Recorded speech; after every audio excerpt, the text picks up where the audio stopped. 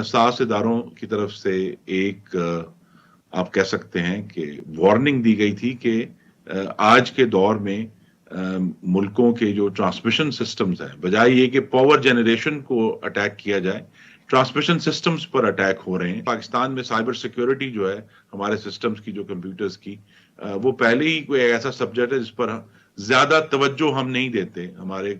غالباً کلچر کا اور ایڈمنسٹریشن کا حصہ نہیں ہے۔ ساتھ یہ بھی کہا کہ اس کا جو خدشہ ہے وہ بہت کم ہے، جو پروبیبلٹی ہے بہت کم ہے، لیکن اس کو ہم رول آؤٹ کر رہے ہیں، اور اس کی وجہ یہی ہے کہ ہمیں اس سے پہلے بھی ایکچولی حساس اداروں کی طرف سے ایک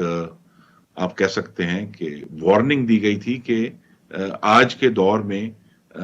ملکوں کے جو ٹرانسمیشن سسٹمز ہیں، بجائے یہ کہ پاور جنریشن کو اٹیک کیا جائے، ٹرانسمیشن سسٹمز پر اٹیک ہو رہے ہیں، تو اس کے لیے تیاری کی جائے۔ لیکن ہمارا سسٹم ابھی اتنا زیادہ آن لائن ہے نہیں ہے جس کو کوئی ہیک کر سکے، لیکن بہرحال یہ ایسی پاسبلٹی ہے جو ہم حساس اداروں کے ساتھ مل کر اس پر بھی رپورٹ مرتب ہونا شروع ہو گئی ہے، اور اس کے بھی نتائج ہمارے سامنے آ جائیں گے۔ لیکن میں پھر دہراؤں گا کہ ہمارا سسٹم ابھی اس طرح کا ہے کہ اس کا خدشہ کم ہے۔ ایک خدشہ کم ہے تو اس کا مطلب بیرونی ہاتھ سازش جو بھی آپ اسے کہیں، آپ اس کو فی الحال رول آؤٹ کر رہے ہیں؟ نہیں، میں اسے رول آؤٹ نہیں کر رہا، میں صرف کہہ رہا ہوں کہ اس کی پروبیبلٹی کم ہے۔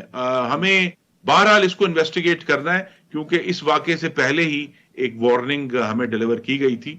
جس پر ہم نے کام بھی کیا تھا۔ پاکستان میں سائبر سیکیورٹی جو ہے ہمارے سسٹمز کی، جو کمپیوٹرز کی، وہ پہلے ہی کوئی ایسا سبجیکٹ ہے جس پر زیادہ توجہ ہم نہیں دیتے، ہمارے غالباً کلچر کا اور ایڈمنسٹریشن کا حصہ نہیں ہے۔ لیکن یہ ٹرانسمیشن کا نظام، اور کل قوم نے، ہم سب نے اس کا تجربہ کیا ہے کہ یہ کس قدر کلیدی کردار ہے کہ اگر آپ کے پاس تمام پاور پلانٹس موجود بھی ہوں، کیپیسٹی بھی ہو، لیکن اگر ٹرانسمیشن اویلیبل نہیں ہے صحیح حالت میں، تو اس کا نقصان ملک کی معیشت کو ہوتا ہے۔ تو اس کو پروٹیکٹ کرنے کے لیے بھی ایک واضح لائحہ عمل مرتب کرنا ہم نے شروع چلے کیا اسے ہے۔ تفصیلی